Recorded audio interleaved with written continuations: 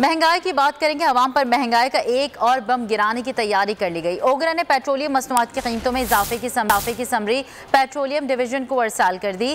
Petrol 8 रुपये 50 पैसे फी litre महंगा करने की तजवीज़ दी गई है। नई कीमतों का इतलाक 16 फरवरी से होगा।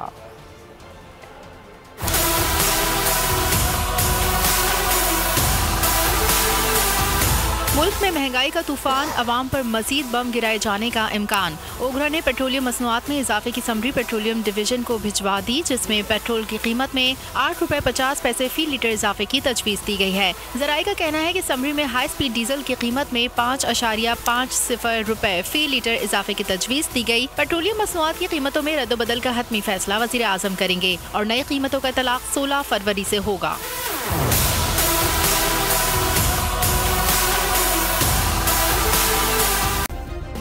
सब्सक्राइब करें और बेल दबाएं ताकि कोई खबर रह न जाए।